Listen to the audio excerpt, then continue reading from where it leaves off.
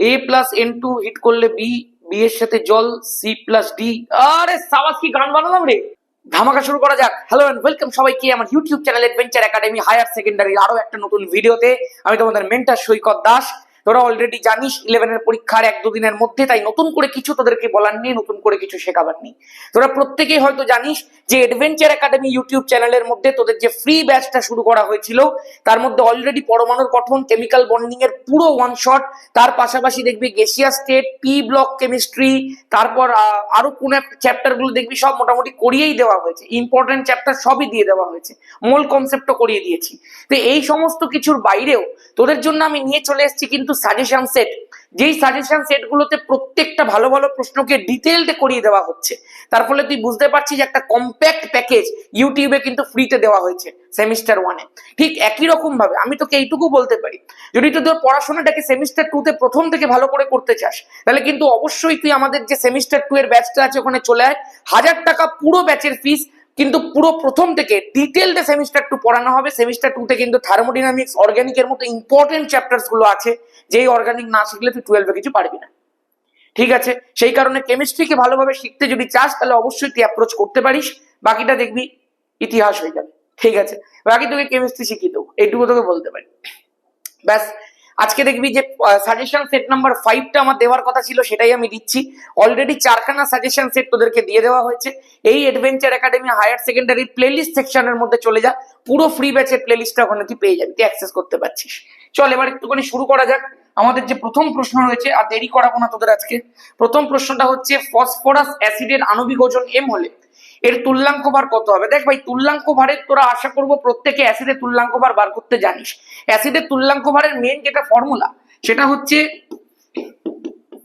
অ্যাসিডের molecular mass divided by তার basicity বা ক্ষারগ্রাহিতা। এখন বিষয়টা হচ্ছে কি জানিস তো, মলিকিউলার মাস নিয়ে কেউ কোনো ঝামেলা করে না, সমস্ত ঝামেলাটা হয় ক্ষারগ্রাহিতাটাকে নিয়ে। অনেকে অ্যাসিডের ক্ষারগ্রাহিতাকে জানিস না, বিশেষ করে 3খানা অ্যাসিড। কি কি অ্যাসিড দাদা? একটার নাম হচ্ছে H3PO4 ফসফরিক অ্যাসিড, একটা H3PO3, আরেকটা হচ্ছে H3PO2। এই যে 3খানা অ্যাসিড রয়েছে, এখান থেকে বহুবার পরীক্ষাতে প্রশ্ন করে, বহুবার। এই যে H3PO3 আছে, এর ক্ষারগ্রাহিতা হচ্ছে 3। তার কারণ কি?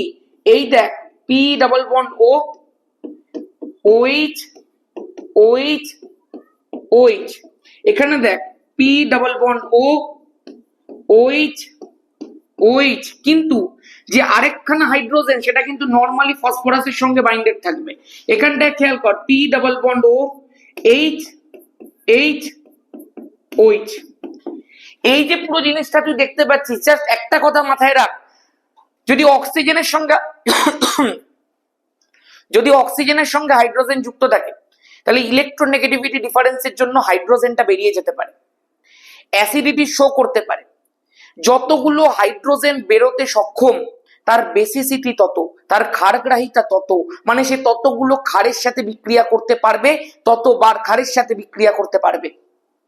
তুই দেখতে পাচ্ছিস এই জায়গাটায় H3PO4 এর ক্ষেত্রে 3খানা হাইড্রোজেন রিমুভেবল হাইড্রোজেন, তার ফলে এ 3বার ক্ষারের সাথে বিক্রিয়া করতে পারে, এ 3খানা ক্ষারের সাথে বিক্রিয়া করতে পারে, সেই জন্য এর ক্ষারগ্রাহিতা কিন্তু 3 হয়ে যায়। এখানে তুই দেখতে পাচ্ছিস অক্সিজেনের সঙ্গে 2বার হাইড্রোজেন যুক্ত রয়েছে বা দুটো OH বন্ড রয়েছে, তার ফলে এর ক্ষারগ্রাহিতা কিন্তু 2 আর এর ক্ষারগ্রাহিতা কিন্তু 1।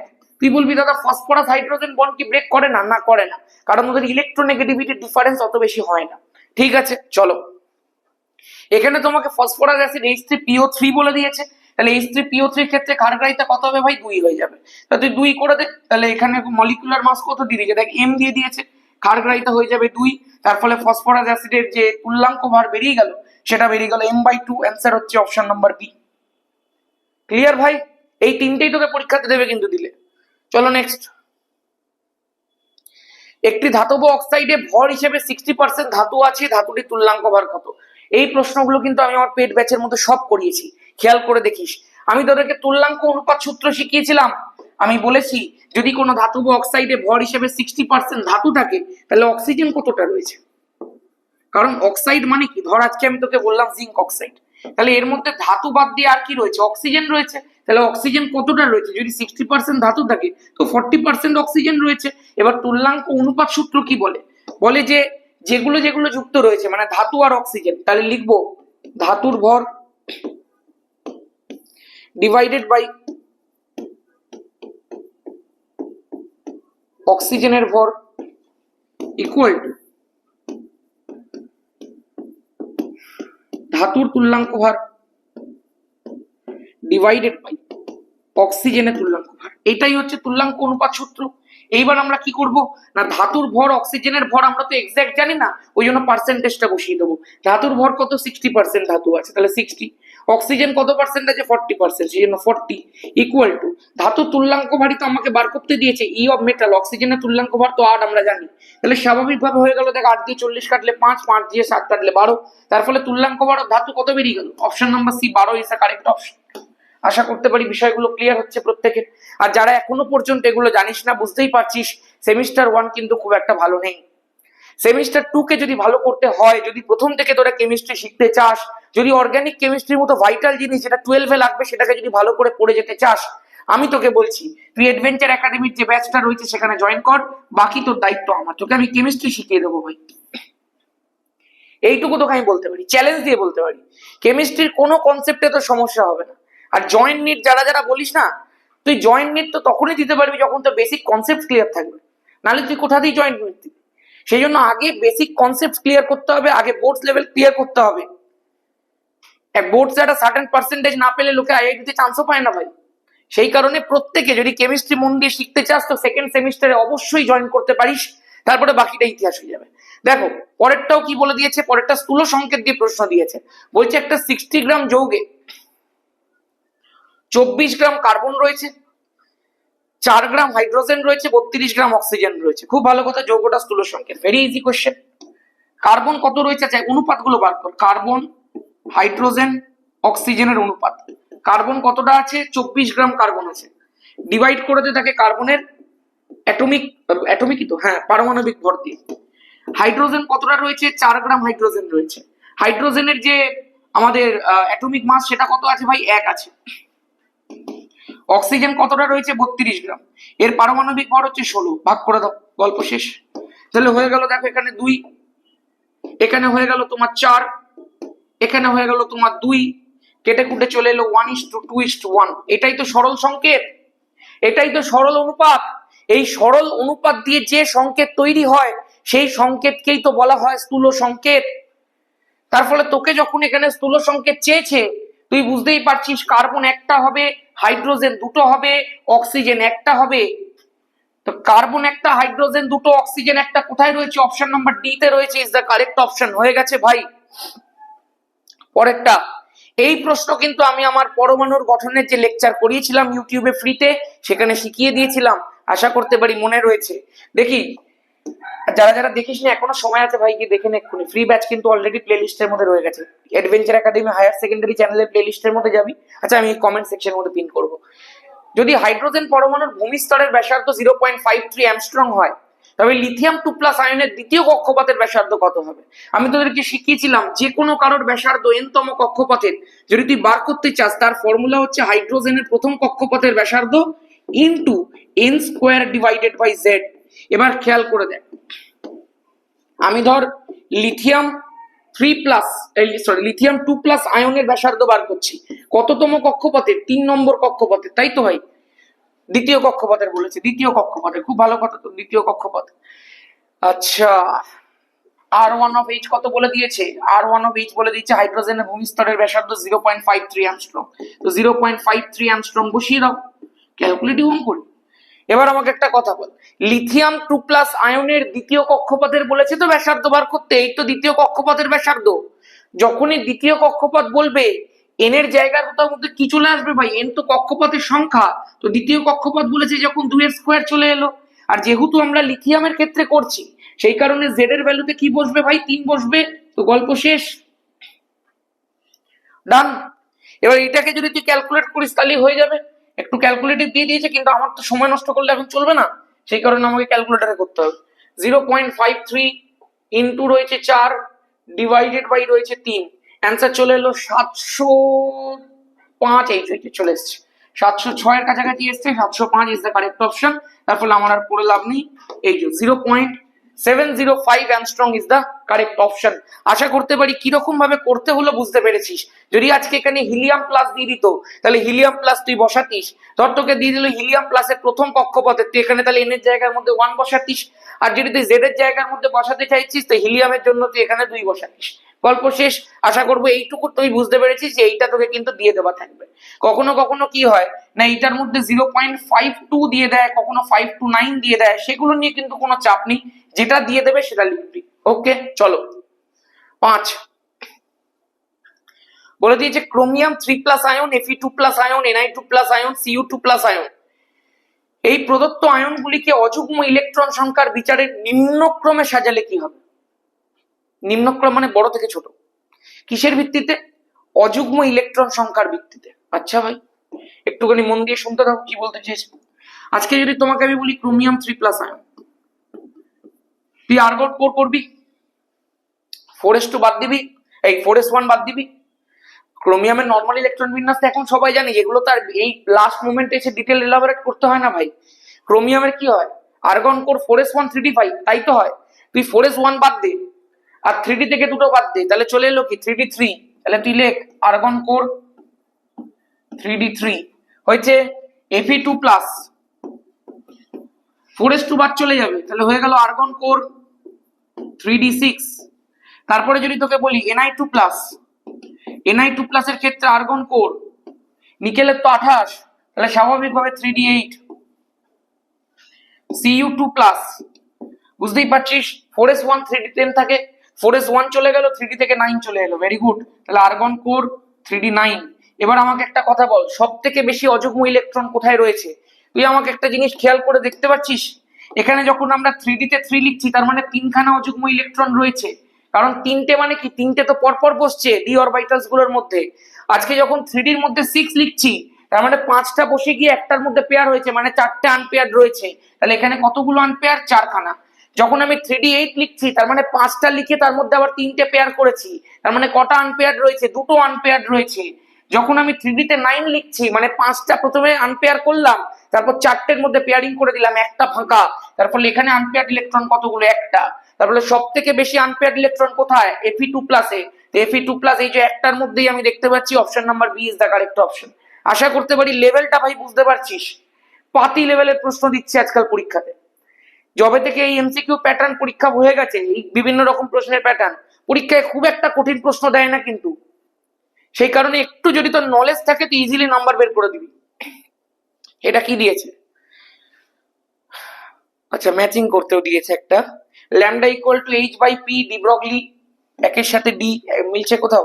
চল একটাতেই অপশন হয়ে গেছে। কি করবো ভাই বল, তুই কি সব প্রশ্ন দেখতে পাচ্ছিস? তো দেখ এইটা দেখতেই পাচ্ছি আমি ডি ব্রগলির ইকুয়েশন, তো ডি ব্রগলি একের সাথে ডি হবে, একের সাথে ডি আর কোথাও আছে? আর কোথাও তো নেই। এখানে বি, এখানে এ, এখানে সি, কেবলমাত্র অপশন নাম্বার 1 এর মধ্যেই রয়েছে, তো অপশন নাম্বার 1টাই অপশন হবে। ব্যাস, এর বাইরে আমি দুখানা জিনিস দেখতে পাচ্ছি, আমি একটুখানি বলে দিতে চাই। লিম্যান শ্রেণী আর প্যাসেন শ্রেণী খেয়াল করবে প্রত্যেকে। এই যে লিম্যান শ্রেণী আছে, লিম্যানটা তো সবার প্রথমে, যারা যারা অ্যাটমিক স্ট্রাকচার এখনো পর্যন্ত জানিস না তারা অবশ্যই আমার 3খানা ভিডিও দেখে নে, ছোট ছোট ভিডিও আছে, অ্যাটমিক স্ট্রাকচার রেডি হয়ে যাবে। লিম্যানের পরে বামার হয়, বামারের পরে প্যাসেন হয়, প্যাসেনের পরে ব্র্যাকেট, তারপরে ফ্রুন্ট, তারপর হামফ্রিজ, অনেক চলতে থাকে। এই লিম্যানটা কিন্তু মনে রাখবে আলট্রাভায়োলেট রিজিয়নের মধ্যে পড়ে, বামারটা কিন্তু মনে রাখবে দৃশ্যমান রিজিয়নের মধ্যে পড়ে, আর এই প্যাসেন থেকে শুরু হয়ে যায় আইআর রিজিয়ন। এই আইআর রিজিয়নের পরে অতিরিক্ত আইআর রিজিয়নের মধ্যে ঢুকে যায়, মানে এক্সট্রিম আলট্রাভায়োলেট, এক্সট্রিম ইনফ্রারেড রিজিয়নের মধ্যে, ফার ফার আইআর রিজিয়নের মধ্যে চলে যায় এরপরে। তার মানে লিম্যান কিন্তু ইউভি রিজিয়নের মধ্যে পড়ছে। এই লিম্যান কোথায় পড়ছে? 2 নম্বরটা ইউভি রিজিয়ন। দেখি 2 এর সাথে এ আছে, এই দেখো 2 এর সাথে এ আছে, ব্যাপারটা বুঝতে পারছো? এইটুকু তোমাকে কিন্তু অবশ্যই খেয়াল রাখতে হবে। চলো দেখা যাক এটা আবার কি প্রশ্ন, ভালো প্রশ্ন একটা। বলে যে 4D কক্ষকে অবস্থিত সর্বোচ্চ কয়টি ইলেকট্রনের ঘূর্ণন কোয়ান্টাম সংখ্যা +1/2 হতে পারে? কি অরবিটাল বলে দিয়েছে তোকে? 4D বলে দিয়েছে। তো 4D মানে তার মধ্যে কতগুলো কক্ষক থাকে? 5খানা কক্ষক থাকে। তো 5টা কক্ষকের মধ্যে ম্যাক্সিমাম +1/2 কতগুলোর হতে পারে? 1টা, 2টো, 3টে, 4টে, 5টারই হতে পারে, কারণ এরপরে যদি আমি পেয়ার করতে থাকি সব তো -1/2 হবে। তাহলে ম্যাক্সিমাম কতজনের প্লাস আপ হতে পারে? না 5 জনের হতে পারে। ম্যাক্সিমাম 5টা ইলেকট্রন আপ স্পিনে থাকতে পারে 4D-র মধ্যে, ব্যাস আর কি। আচ্ছা, রেকর্ড হচ্ছে, 15 মিনিটের রেকর্ডিং হয়ে গেছে আর একদম পারফেক্ট রেকর্ডিং হচ্ছে। বলে দিচ্ছে প্রদত্ত রেখাচিত্র এটা শ্রডিঞ্জার সমীকরণ থেকে দিয়ে দিয়েছে। যারা যারা পেড ব্যাচের মধ্যে আছে আশা করছি কাঁপিয়ে দিবি এবারে পরীক্ষাতে। বুঝতে পারছিস তো ভাই? যা করিয়েছি তার বাইরে কিন্তু কোনো প্রশ্ন নেই, কোনো প্রশ্ন নেই। তোদেরকে 5খানা প্রবলেম সেট করিয়ে দিলাম। যে এক্সট্রা একটা জিনিস দেবো সেটার মধ্যে মিথানুপাত, গুণানুপাত, স্থিরানুপাত আর কিছু কিছু এমন ছোট ছোট টিপস দিয়ে দেবো যেগুলোকে একবার যদি তুই দেখে চলে যাস তোরা পরীক্ষাতে। আমি তো বলবো ভাই, যারা যারা আমাদের পেড ব্যাচের মধ্যে এতদিন পড়েছিস, যদি 30-এর কম পেয়ে যাস একবার কেমিস্ট্রিতে, আমাকে মুখ দেখাবি না, মুখ দেখাবি না যে পড়াশোনা না করিসনি তার মানে। আর যারা যারা এতদিন পড়িসনি তারা সেকেন্ড সেমিস্টার অবশ্যই জয়েন কর, তারপরে এই ডায়লগ গুলো পরের সেমিস্টারে তোকেও দিতে পারো। চলে দিকে দেখ, প্রদত্ত রেখাচিত্রটি নিম্নলিখিত কোনটিকে নির্দেশ করে? কি বুঝতে পারছিস বলতো তুই এখানে? তুই এখানে বুঝতে পারছিস সাই স্কোয়ার ভার্সেস আর এর প্লট দিয়েছে, এবং আমি একটা জিনিস বুঝতে পারছি যে অ্যাঙ্গুলার নোডের ভ্যালু 0 আছে, মানে কোনো অ্যাঙ্গুলার নোড নেই। এবং আরো একটা জিনিস বুঝতে পারছি যে রেডিয়াল নোড একটাই রয়েছে, তাহলে রেডিয়াল নোড একটা, অ্যাঙ্গুলার নোড 0। তোকে খুঁজে বার করতে হবে কার আছে। অ্যাঙ্গুলার নোড 0 কার হয় দাদা? এস উপকক্ষের ক্ষেত্রে হয়, কারণ অ্যাঙ্গুলার নোডটা পুরোটাই ডিফাইন করা হয় এল এর ভ্যালু দিয়ে। এল এর ভ্যালু যদি 0 হয় অ্যাঙ্গুলার নোড 0, এল এর ভ্যালু 0 কার ক্ষেত্রে? এস এর ক্ষেত্রে। তাহলে এখানে হয় 1s অপশন হবে, না হয় 3s, না হয় 2s, 2p তো হতে পারে না। এবার দেখবো কার ক্ষেত্রে রেডিয়াল নোড 1। রেডিয়াল নোডের ফর্মুলা কি? n মাইনাস এল মাইনাস 1 হয়ে গেছে, অপশন 2s হবে। কেন? কারণ হচ্ছে দেখ 2 এর ক্ষেত্রে n এর ভ্যালুটা 2, যখনই s এর কথা উঠছে তাহলে l এর ভ্যালুটা হচ্ছে 0 আর একটা 1, তার মানে 2s এর ক্ষেত্রে যদি আমি রেডিয়াল নোড বার করি তাহলে 2 মাইনাস 0 মাইনাস 1, তাহলে রেডিয়াল নোড হয়ে যাচ্ছে একটা। ব্যাপারটা বুঝতে পারলে? রেডিয়াল নোড একটা, তার ফলে অ্যান্সার হয়ে যাবে 2s। যদি 3s করতাম তো রেডিয়াল নোড দুটো হয়ে যেত, কিন্তু এখানে তো একটাই রেডিয়াল নোড দিয়েছে। চলো নেক্সট, 9টা 3px কক্ষকের অরীয় পর্বের সংখ্যা। আচ্ছা, অরীয় পর্ব মানেই কিন্তু রেডিয়াল নোড, এবং কৌণিক পর্বের সংখ্যা, কৌণিক পর্ব মানে অ্যাঙ্গুলার নোড। এবং পর্বতল, মাথায় রাখবে পর্বতল আর রেডিয়াল, এই পর্বতল আর কৌণিক নোডের সংখ্যা সবসময় সেম হয়, মানে সবসময় খেয়াল রাখিস অ্যাঙ্গুলার নোড মানে কৌণিক পর্ব আর নোডাল প্লেন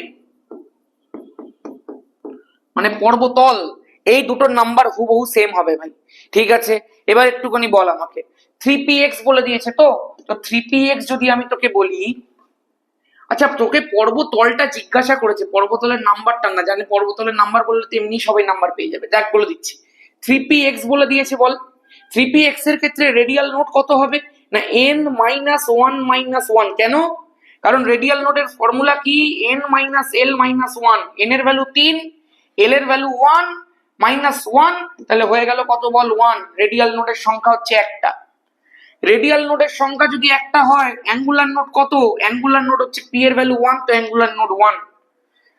তাহলে অরীয় পর্বের সংখ্যা, কৌণিক পর্বের সংখ্যা বেরিয়ে গেছে ভাই 1,1, 1,1। এবার আমরা একটুখানি দেখবো কোন কোন অপশন এলিমিনেট হয়ে গেল। এটা এলিমিনেট হয়ে গেল, এটা এলিমিনেট হয়ে গেল। পড়ে রয়েছে 11yz, পড়ে রয়েছে 11zx। এবার সমস্ত খেলাটা হচ্ছে অ্যাক্সিস বরাবর কিভাবে হচ্ছে। আচ্ছা বল, কে রয়েছে? 3px রয়েছে। 3px কেমন দেখতে হয়? এইরকম দেখতে হয়। কি বরাবর থাকে? এটা এক্স অ্যাক্সিস বরাবর থাকে। যদি এক্স অ্যাক্সিস বরাবর থাকে তাহলে নোডাল প্লেনটা কোন জায়গায় তুই দেখতে পাচ্ছিস? আমি সব শিখিয়েছি এগুলো ক্লাসে। নোডাল প্লেন তো এই বরাবর, এই তো নোডাল প্লেন। তার কারণ কি? নোডাল প্লেনটা কোনটা? নোডাল প্লেন হচ্ছে এই এই যে এই জায়গাটা যেখানে ইলেকট্রনকে পাওয়ার প্রবণতা একেবারে নেই, এই জায়গাটাকে কেন্দ্র করে যদি কোনো প্লেন তুই দেখতে পাস 3D সারফেসে, সেই প্লেনটাই তো নোডাল প্লেন। যদি এক্স অ্যাক্সিস বরাবর অরবিটাল থাকে তাহলে ওয়াই জেড বরাবর নোডাল প্লেন থাকবে, তাহলে ওয়াই জেড হচ্ছে অপশন নাম্বার এ। গল্প শেষ। যদি এক্স অ্যাক্সিস বরাবর পি অরবিটালটা থাকে তাহলে নোডাল প্লেনটা এরকম লম্বালম্বি থাকবে। লম্বালম্বি মানে কি? ওয়াই জেড বরাবর থাকবে। শেষ। নেক্সট, ক্ষারীয় উভধর্মী এবং আম্লিক কোন অক্সাইড সমূহকে, আচ্ছা কি বলেছে? ক্ষারীয় উভধর্মী এবং আম্লিক কোন অক্সাইড সমূহ এই ক্রমে সাজানো আছে। কি প্রশ্ন রে ভাই? ক্ষারীয় উভধর্মী আম্লিক অক্সাইড, আচ্ছা মানে বলতে চাইছে এই যে 4খানা করে দিয়ে দিয়েছে তোকে, ক্ষারীয় কোনটা, উভধর্মী কোনটা, আম্লিক কোনটা, এবং ক্রম অনুযায়ী তাদেরকে সাজিয়ে দিয়েছে, খুঁজে বার করতে হবে। আমি একটু খুঁজে দেখি ভাই। SO2 প্রথমে কি ক্ষারীয় রয়েছে? আচ্ছা, প্রথমে ক্ষারীয় মানে SO2 তো প্রথমেই কেটে গেল, কারণ SO2 তো একটা আম্লিক অক্সাইড, গল্প শেষ। BaO BaO BaO ক্ষারীয় অক্সাইড, BaO ক্ষারীয় অক্সাইড, কারণ এটার যে ডিমান্ডটা দেখতে পাচ্ছি আমি, ডিমান্ডটা হচ্ছে পর্যায় বরাবর ডিমান্ড। বেরিলিয়ামের পরে অ্যালুমিনিয়াম দিয়েছে, তারপরে সালফার দিয়েছে, মানে বুঝতে পারছিস 13 দিয়েছে, তারপরে 13 নিচে দিয়েছে, এই সরি 2 দিয়েছে, তারপর 2 এর পরে 13 দিয়েছে, 13 পরে 16 দিয়েছে। তাহলে 2 এর পরে 13, 13 পরে 16, মানে যাচ্ছে পর্যায় বরাবর, ডিমান্ডটা পর্যায় বরাবর। যদি একই শ্রেণীর মধ্যে দিত তাহলে কিন্তু আমাদের ইন্টারপ্রিটেশন আলাদা হতো। যেহেতু পর্যায় বরাবর দিয়েছে, তোরা প্রত্যেকে জানিস পর্যায় বরাবর যত আমি বাম দিক থেকে ডান দিকে যাই, যত ইলেকট্রন আর বেরোতে পারে না, তত অক্সাইডের আম্লিকতা বাড়তে থাকে।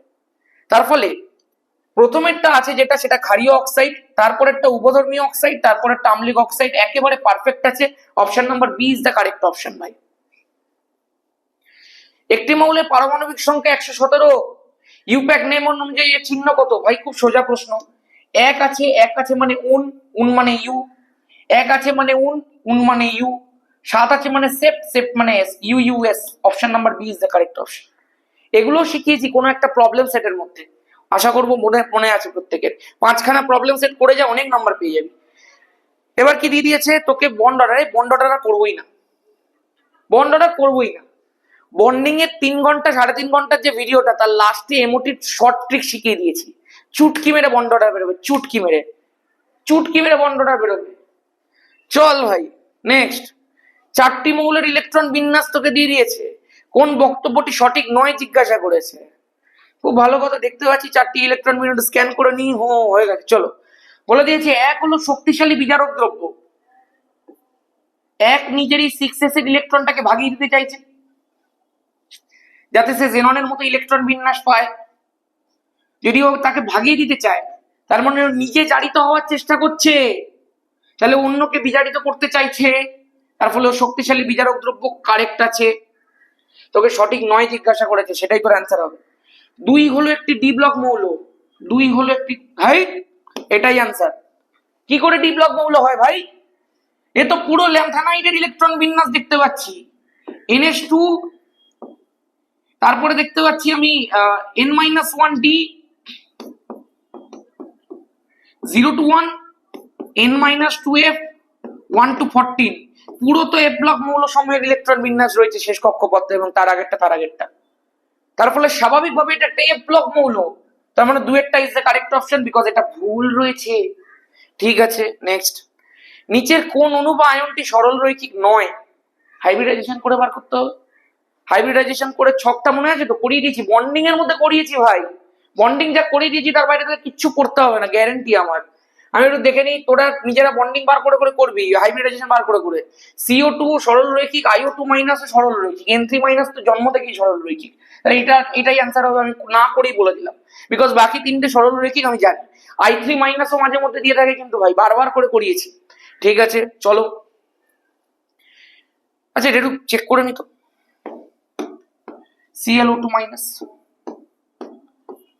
হাইব্রিডাইজেশন হাফ, ভি ক্লোরিনের হচ্ছে তোমার শেষ কক্ষপথে 7টা, এক্স কত ভাই 0, মাইনাস সি নেই, প্লাস এ হচ্ছে 1, 7 + 1 8/2 মানে 4, sp3 হয়ে যাচ্ছে। sp3 লোন পেয়ার যদি বেরিয়ে যায় তো গল্প শেষ, লোন পেয়ার না বেরোলেও গল্প শেষ। আশা করছি উত্তর ঠিকই আছে। 4 - 2 2। এ ভাই, এ তো ভি আকৃতির শেপ, ভি শেপ।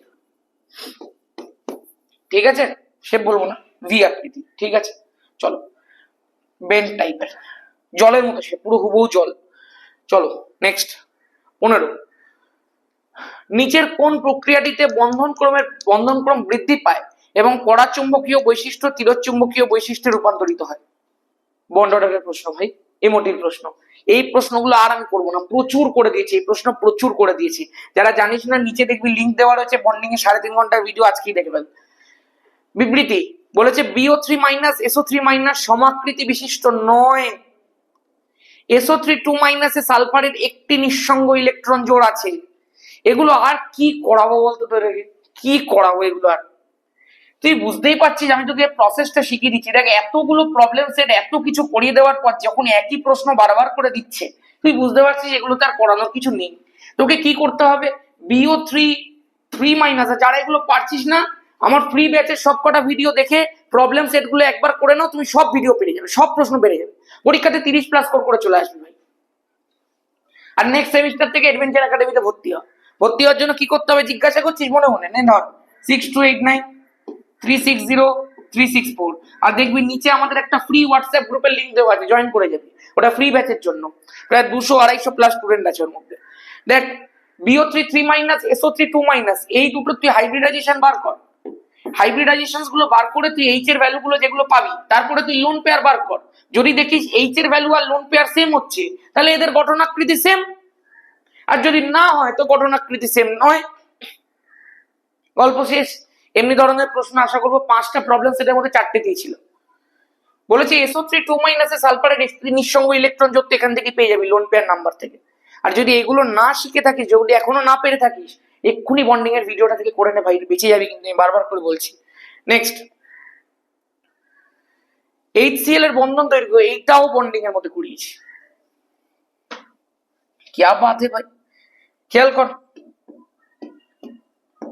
দেখ HCl এর বন্ধন দৈর্ঘ্য দিয়ে দিয়েছে, তার মানে আমরা তো জানি যে এই যে মিউ এর ভ্যালুটা, মানে বন্ধনের তোর ইয়েটা, তোর বন্ড ভ্রামকের যে ভ্যালুটা হয়েছে সেটা হয় E/D। এই E এর ভ্যালুটা হচ্ছে তাদের মধ্যেখানে চার্জ, আর ডিটা হচ্ছে তাদের মধ্যেখানে সেপারেশন।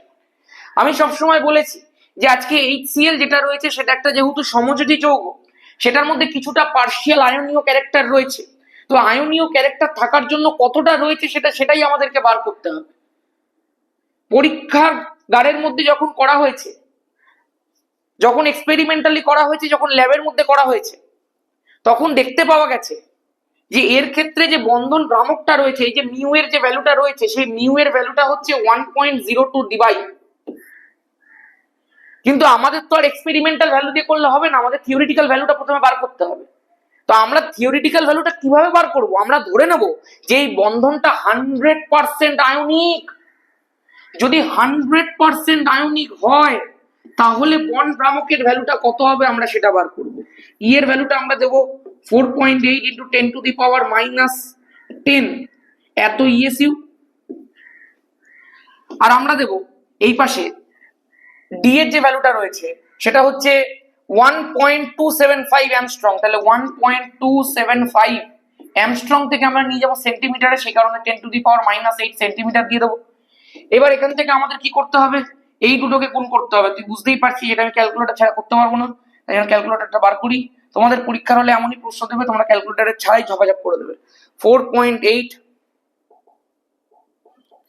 ইন্টু 1.275 হয়ে গেল 6.12 ইন্টু 10⁻⁻18 ইএসইউ সেন্টিমিটার, মানে দিবাই পেয়ে গেলাম আমরা 10⁻⁻18 উড়িয়ে দাও, কারণ 10⁻⁻18 ইএসইউ সেন্টিমিটার মানেই তো 1 দিবাই। যারা যারা এগুলো কোনোদিন করিসনি তারা ভাই এই ভিডিওটা দেখিস না, কারণ এই ভিডিওটার মধ্যে শুধুমাত্র অ্যাপ্লিকেশনে শেখানো হচ্ছে, অলরেডি প্রচুর শিখিয়ে দিয়েছি, সেই কারণে আর নতুন করে শেখাচ্ছি না।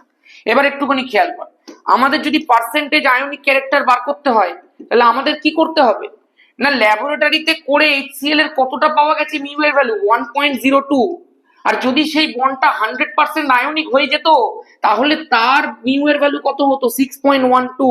তাহলে এইটার রেসপেক্টে এটা বেরিয়েছে, তাহলে এটা কত পার্সেন্ট আয়নিক হচ্ছে ইনটু 100, তাহলে করে দে 1.02 ডিভাইডেড বাই 6.12 ইনটু 100, অ্যান্সার চলে এসছে 16.67%। 16.67 কোথায় ভাই, কোথায়, নেই তো, তার মানে অ্যান্সার আসবে সমযোজী দিয়ে।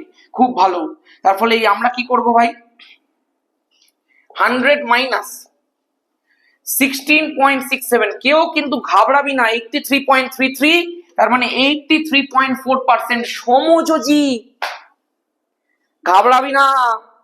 তুই ভাবছিস আমার তো উত্তর বেরোলো না, আমি তো ভুল করে ফেলেছি, আমার আর পরীক্ষা ভালো হচ্ছে না, আমি ফেল।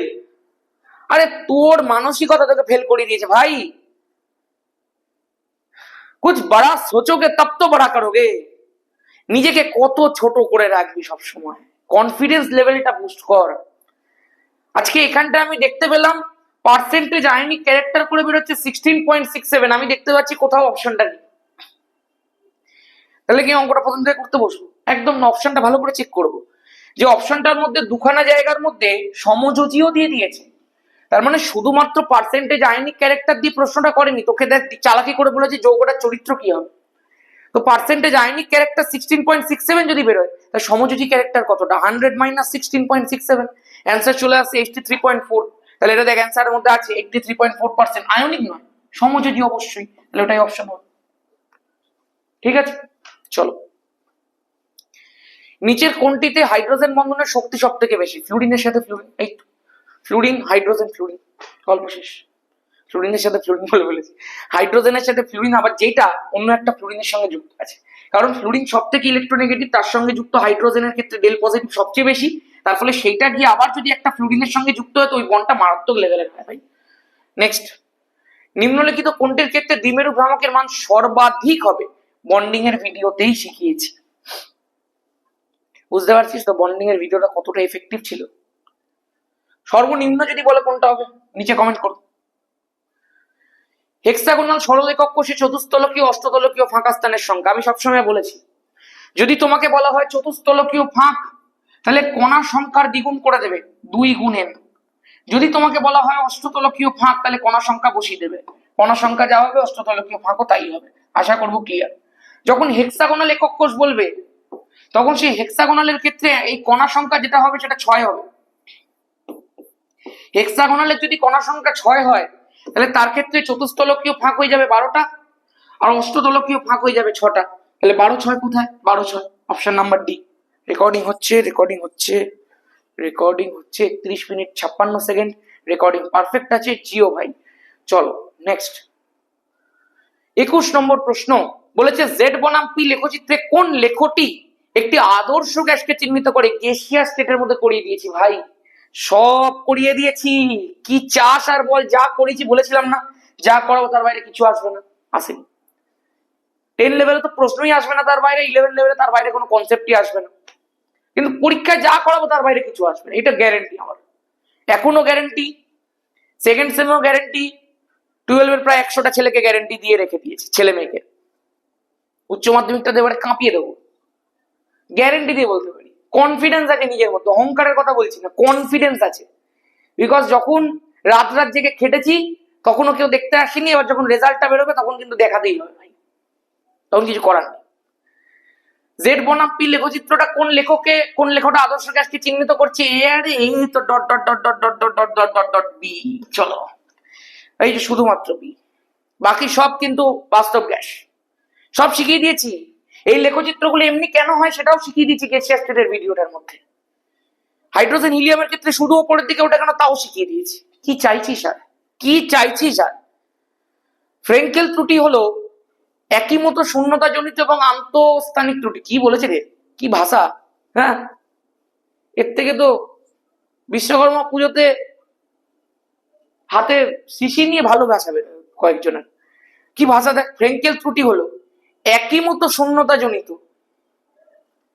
এবং অন্তঃস্থানিক ত্রুটি। ও একই সাথে, আচ্ছা বুঝতে পেরেছি, পারফেক্ট আছে। ফ্রেঙ্কেল ত্রুটি, হ্যাঁ, কারণ ফ্রেঙ্কেল ত্রুটির মধ্যে কি হয়, ফ্রেঙ্কেল ত্রুটির মধ্যে এই যে কয়েকটা দেখ এরকম এরকম এরকম এরকম যে স্থানগুলো থাকে, সেখান থেকে একটা অ্যানায়ন বলবো না, ক্যাটায়ন, কারণ ক্যাটায়নের আকারটা ছোট হয়, সে একটা অন্তঃস্থানিক স্থানের মধ্যে এসে ঢুকে পড়ে, তার ফলে সেখানে একটা শূন্যতা সৃষ্টি হলো, এবং শূন্যতা তো হলোই, তার সাথে সাথে অন্তঃস্থানিক স্থানের মধ্যে এসে ঢুকে পড়লো বলে অন্তঃস্থানিক স্থানজনিত ত্রুটি হয়ে গেল। ফ্রেঙ্কেল ত্রুটিতে এফ কেন্দ্রের উপস্থিতি হয়, ফ্রেঙ্কেল ত্রুটিতে এফ কেন্দ্রের উপস্থিতি মারবো বেটাকে এক্ষুনি। ফ্রেঙ্কেল ত্রুটি ধরিয়ে নন স্টয়কিওমেট্রিক ত্রুটিতে হয়, তার ফলে বিবৃতি এ সত্য কিন্তু বি মিথ্যা, অপশন নাম্বার ডি। নেক্সট, সম উষ্ণতায় ড্যাশ গ্যাসটির গড় বর্গবেগের বর্গমূলের মান সর্বাধিক, মানে আরএমএস এর মান কার সর্বাধিক সেটা জিজ্ঞাসা করেছে ভাই। তাহলে আমরা তো প্রথমে একটু সিআরএমএস এর ইকুয়েশন লিখতে হবে, সিআরএমএস ইকুয়াল টু √3RT/m। এবার তুই আমাকে একটা কথা বল, আমি দেখতে পাচ্ছি যদি এম এর ভ্যালুটা কি চেয়েছে সর্বাধিক, তাহলে এম এর ভ্যালুটা যার মিনিমাম তার সিআরএমএস ম্যাক্সিমাম, কারণ ব্যস্তানুপাতিক সম্পর্ক রয়েছে। এম এর ভ্যালুটা মিনিমাম কার, আমাদের চোখের সামনে ভাসছে পুচকে হাইড্রোজেন, কারণ হাইড্রোজেনের ক্ষেত্রে এম এর ভ্যালু সবচেয়ে কম, তার ফলে ও সিআরএমএস এর ভ্যালু সবচেয়ে বেশি, গল্প শেষ। চলো দেখা যাক পরেরটা কি বলে দিয়েছে গ্রুপ 2 কার্বনেট যৌগগুলির তাপীয় স্থায়িত্বের সঠিক ক্রম হলো। তোকে আমি আগের দিন শিখিয়ে দিয়েছিলাম তো ভাই, যে এই যে কার্বনের যেটা রয়েছে, কার্বনের একটা বড় সাইজের মূলক, বড় সাইজের অ্যানায়ন, তো বড় সাইজের অ্যানায়নের সঙ্গে বড় সাইজেরই ক্যাটায়নের ল্যাটিস এনার্জি হাই হবে, ছোট সাইজেরটা লো হবে। তার ফলে তাপীয় স্থায়িত্ব কার সবচেয়ে বেশি? যার ল্যাটিস এনার্জি সবচেয়ে বেশি। তো ল্যাটিস এনার্জি সব থেকে বেশি কার? বেরিয়াম কার্বনেটের, সবচেয়ে কম কার? বেরিলিয়াম কার্বনেটের। Option B correct. Beryllium, magnesium, ক্যালসিয়ামের পরে স্ট্রনসিয়াম, বেরিয়াম। কারেক্ট। চলো চলো চলো, কারেক্ট কারেক্ট কারেক্ট। নেক্সট বলেছে একটি ধাতু এক্স কে নাইট্রোজেন সহযোগে উত্তপ্ত করলে একটি যৌগ ওয়াই উৎপন্ন হয়। ওয়াই এর আর্দ্র বিশ্লেষণের ফলে একটি বর্ণহীন গ্যাস নির্গত হয়, যাকে কপার সালফেট দ্রবণে চালনা করলে দ্রবণটা নীল বর্ণ ধারণ করে। টেনে পড়েছিলি এটা ভাই, টেনে করাই এই প্রশ্নটা। আমি এই প্রশ্নটা টেনে করাই ভাই। কপার সালফেট দ্রবণের সঙ্গে অ্যামোনিয়া যুক্ত হলে দ্রবণটা কিউপ্রো অ্যামোনিয়াম সালফেটের একটা নীল বর্ণ তৈরি করে। তার ফলে যে বর্ণহীন গ্যাস নির্গত হয়, যাকে এর মধ্যে চালনা করা হচ্ছে, সে হচ্ছে অ্যামোনিয়া। সে যদি অ্যামোনিয়া হয়, সেটা তৈরি হলো কি করে? না ওয়াই এর আর্দ্র বিশ্লেষণের ফলে তৈরি হলো। ওয়াইটা তাহলে কি হবে? ওয়াইটা এলো কি করে? না এক্স কে নাইট্রোজেন সহযোগে উত্তপ্ত করলে। অ্যান্সার শেষ হয়ে গেছে, ম্যাগনেসিয়াম নাইট্রাইট। বল কেন?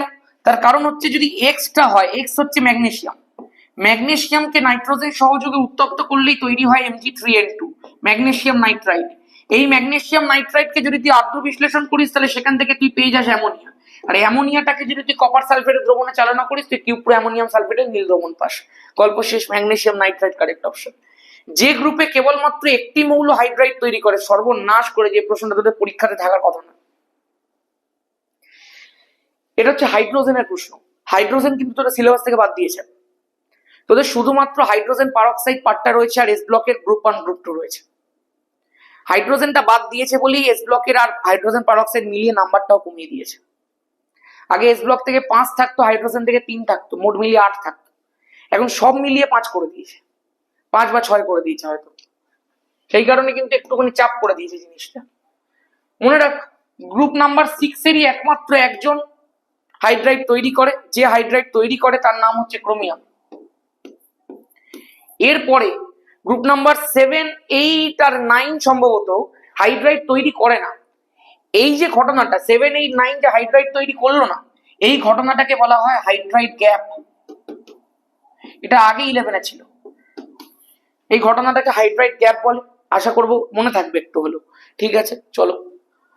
বলেছে H2O2 জারক এবং বিজারক উভয় দ্রব্য রূপেই ব্যবহৃত হতে পারে। একদম, এটা তো পারফেক্ট কথা বলেছে। মেনলি জারক, কিন্তু মাঝে মাঝে তো বিজারক, মেনলি হচ্ছে তোর জারণ ঘটায়, মানে জারক, কিন্তু মাঝে মধ্যে বিজারক রূপেও ব্যবহার হয়ে যেতে পারে। H2O2 তে দুটি হাইড্রক্সিল গ্রুপ একই তলে অবস্থান করে, বাজে বকে দিয়েছে। বিবৃতি এ সত্য, বি মিথ্যা। কারণ H2O2 স্ট্রাকচারটা কেমন? ল্যাপটপের মতো ভাই, খোলা বইয়ের মতো। একটা ওইজ ওপরে, একটা ওইজ নিচে, প্লেনের মধ্যে একটা, আর একটা আউট অফ প্লেন। নিচের কোন মৌলটির +3 জারণ স্তর অপেক্ষা +1 জারণ স্তর বেশি সুস্থিত? বল কেন? বল কেন? নিঃসঙ্গ ইলেকট্রন জোড় রে হনুমান, এখনো পারছিস না রে? কতবার শেখাবো রে আর? যত নিচের দিকে যাই, তত +1 জারণ স্তরের স্থায়িত্ব বাড়তে থাকে +3 এর থেকে। নিঃসঙ্গ ইলেকট্রন জোড়ের প্রভাব পি ব্লক গ্রুপ 14 এ শিখিয়ে দিয়েছি, যদি না পারিস এক্ষুনি গিয়ে দেখে নে প্লে লিস্ট থেকে। চলো, boron, aluminium, gallium, indium, thallium সব থেকে বেশি সুস্থিত +1 জারণ স্তর। একদম পারফেক্ট আছে। চলো, প্রদত্ত কোনটির অস্তিত্ব নেই? এটা তো বহুবার করিস। BF63- এর অস্তিত্ব নেই, কারণ পুচকে বোরন তার চারিদিকে 6টা ফ্লোরিন রাখতে পারবেন। গল্প শেষ। বোরন থেকে অ্যালুমিনিয়ামের প্রথম আয়নীভবন বিভবের, সর্বনাশ করে যেত, আমি পারবো না। বোরন থেকে অ্যালুমিনিয়ামের প্রথম আয়নীভবন বিভব হ্রাসের মান অ্যালুমিনিয়াম থেকে গ্যালিয়াম ও আয়নীভবন বিভব বৃদ্ধির মানের চেয়ে বেশি। কি ভাষা লিখেছে রে ভাই! বোরন থেকে অ্যালুমিনিয়ামের প্রথম আয়নীভবন বিভব হ্রাসের মান, স্বাভাবিক, নিচের দিকে গেলে হ্রাস পাচ্ছে। বোরন থেকে অ্যালুমিনিয়াম যখন যায়, স্বাভাবিকভাবেই যেহেতু গ্রুপ বরাবর নিচের দিকে নামছি, সেই কারণে আয়নীভবন বিভবটা কিন্তু হ্রাস পায়। পারফেক্ট কথা বলেছে। এই হ্রাসের মানটা অ্যালুমিনিয়াম থেকে গ্যালিয়াম আয়নীভবন বৃদ্ধির মানের চেয়ে বেশি হয়। মানে হ্রাসের মানটা অ্যালুমিনিয়াম থেকে গ্যালিয়ামে যে বৃদ্ধিটা হয় তার তুলনায় বেশি হয়। পারফেক্ট বলেছে। অ্যালুমিনিয়াম থেকে গ্যালিয়ামে হঠাৎ করে বৃদ্ধি হতে গেল কেন? তার কারণ বোরনের পরে অ্যালুমিনিয়াম, তারপর তো গ্যালিয়াম। তার মানে তো স্বাভাবিকভাবে হ্রাস পাওয়ার কথা ছিল, কিন্তু বৃদ্ধি পায়, কারণ গ্যালিয়ামের মধ্যে প্রথম ডি অরবিটাল ইন্ট্রোডিউস হয়। শিল্ডিং এফেক্ট কমে বলে একটুখানি বেড়ে যায়, কিন্তু সেই বেড়ে যাওয়াটা এই কমে যাওয়াটার থেকে বেশি হয় না, তার ফলে একদম পারফেক্ট আছে বিবৃতি নম্বরে। গ্যালিয়ামের ডি কক্ষক পুরোপুরি ভাবে পূর্ণ, এটা তো বাজে বকে দিল। বিবৃতি এ সত্য, বি মিথ্যা। গেল। নিচের অংশটি পড়ে সঠিক বিকল্পটি নির্বাচন করো। কি সব প্রশ্ন দিয়েছি ভাই। এ প্লাস এন টু হিট করলে বি, বি এর সাথে জল, সি প্লাস ডি। আরে সাবাস, কি গান বানালাম রে। কি বললাম? এ এর সাথে এন টু হিট করলে বি, বি এর সাথে জল যোগ করলেই সি, আর ডি আর হচ্ছে না। বিক্রিয়াটিতে সাদা অদক্ষেপ সি তৈরি হয়, খুব ভালো, এবং ডি গ্যাস নির্গত হয়, আরো ভালো। সাদা অদক্ষেপটি এনে হয়েছে দ্রাব্য। ওহো, সাদা অদক্ষেপটা এনে হয়েছে দ্রাব্য মানে কি? মানে সেই অদক্ষেপটার মধ্যে নিশ্চয়ই আম্লিক ধর্ম রয়েছে। অ্যানালিসিস, অ্যানালিসিস বলে টাকা দেখাচ্ছি, আলাদাই ব্যাপার হচ্ছে। এইবার যে ডি গ্যাসটা পাওয়া যাচ্ছে সেটা HCl এর সঙ্গে বিক্রিয়া করে সাদা ধোঁয়া সৃষ্টি করছে, মানে বুঝতেই পারছিস ভাই ডি গ্যাসটা নিশ্চয়ই অ্যামোনিয়া আছে, কারণ অ্যামোনিয়াই HCl এর সঙ্গে বিক্রিয়া করে অ্যামোনিয়াম ক্লোরাইডের সাদা ধোঁয়া তৈরি করে। মানে অ্যান্সার তো খুব সহজ ব্যাপার ভাই, এটা তো মানে বেসিক কোয়েশ্চেন হয়ে গেল। তাহলে স্বাভাবিক ব্যাপার, তাহলে বুঝতে পারছি অ্যান্সার অ্যালুমিনিয়ামই হতে পারে। কারণটা কি? তার কারণ অ্যালুমিনিয়ামই আছে, যে নাইট্রোজেনের সঙ্গে বিক্রিয়া করলে যে অ্যালুমিনিয়াম নাইট্রাইডটা তৈরি হয়, সেই অ্যালুমিনিয়াম নাইট্রাইড বোরাক্সের বিক্রিয়ার মধ্যে দেখবি করিয়েছিলাম, মানে বোরাক্স বলছি, বোরন পরে যে বিক্রিয়াগুলো করিয়েছিলাম ওর মধ্যে দেখবি করিয়েছিলাম। অ্যালুমিনিয়াম নাইট্রাইড যখন জলের সঙ্গে বিক্রিয়া করে তখন স্বাভাবিকভাবে সে তৈরি করে অ্যালুমিনিয়াম হাইড্রোক্সাইড, এবং তার সঙ্গে উৎপন্ন হয় অ্যামোনিয়া। খেয়াল করে দেখিস এই অ্যালুমিনিয়াম হাইড্রোক্সাইডের কিন্তু একটা উপধর্মী নেচার আছে। উপধর্মী নেচারের কারণে ও NaOH এর মধ্যে ডিসলভ করে যেতে পারে। ডিসলভ করে যেতে পারে বলেই শুধুমাত্র আমরা NH3 আর HCl এর বিক্রিয়ায় সাদা ধোঁয়া তৈরি করতে দেখি। তার ফলে B aluminium is the correct option. আর কিছু আমি এখানে দেখতে পাচ্ছি না। গ্যালিয়াম দিয়ে রিয়াকশনটা করাটা পসিবল হবে না, অ্যালুমিনিয়ামটাই দিয়েই বেশি এই রিয়াকশনটা দেখা গেছে, এবং এটা একমাত্র অ্যালুমিনিয়াম থেকেই দেয়। সত্যি কথা বলতে বইয়ের মধ্যে দেখবি অ্যালুমিনিয়াম দিয়ে লেখা থাকে।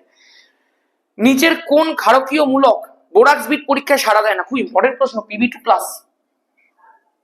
এই বোরাক্স বিট পরীক্ষাতে সাড়া দেয় না ভাই, এটা জেনে রাখ। নেক্সট, থার্মিক মিশ্রণে অ্যালুমিনিয়াম ধাতু ব্যবহারের কারণ কি? এটা টেনে পড়েছি। উচ্চ উষ্ণতায় অক্সিজেনের প্রতি অ্যালুমিনিয়ামের তীব্র আসক্তি। অজৈব বেঞ্জিন আগের দিন করিয়েছি, বোরাজিন, বোরাজোল, B3N3H6। কাজ শেষ ভাই। 5খানা প্রবলেম সেট দিয়ে দিলাম, বলেছিলাম হয়তো 6টা দেবো 10টা দেবো, কিন্তু 5টারই সময় হয়েছে, যেন 5টাই দিলাম। আশা করতে পারি ম্যাক্সিমাম টাইপের প্রশ্ন কভার করে দিয়েছি। 90% অফ দ্য কোয়েশ্চেন দেখবি তোদের এই প্রবলেম সেটের মধ্যে থেকেই আসবে, আর 10% অফ দ্য কোয়েশ্চেন যদি কেউ সারা বছর যা পড়িয়েছি পড়ে থাকে এমনি চলে আসবে। তার সব পেয়ে যাবি ওই পরীক্ষাতে, দেখতে থাক না। 11 পরীক্ষা এতটাও কঠিন হয় না যতটা মনে হয়, এখন তো আরোই হয় না। যদি কেউ একটু ভালো করে পড়ে থাকে সে মিনিমাম, আমি তোকে বলছি মিনিমাম 32-33 পেয়ে যাবে, যদি কেউ ভালো করে পড়ে থাকে। আর যদি কেউ মোটামুটি পড়ে থাকে ভাই, মোটামুটি পড়ে থাকলে তুই 25 থেকে 30-এর ভেতরে নাম্বার এমনি পেয়ে যাবি।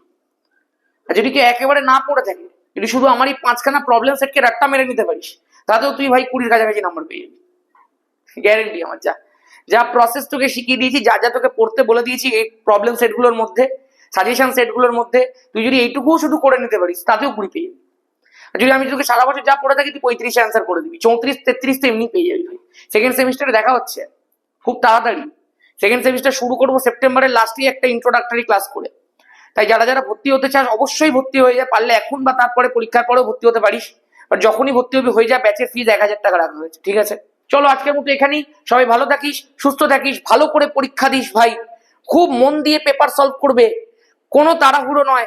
ম্যাথামেটিক্স, ফিজিক্স, কেমিস্ট্রিতে কোনো তাড়াহুড়ো নয়। বায়োলজি, বাংলা, ইংলিশ জলের মতো নেমে যাবে, কিন্তু বাকি 3টেতে চাপে পড়বে একটুখানি।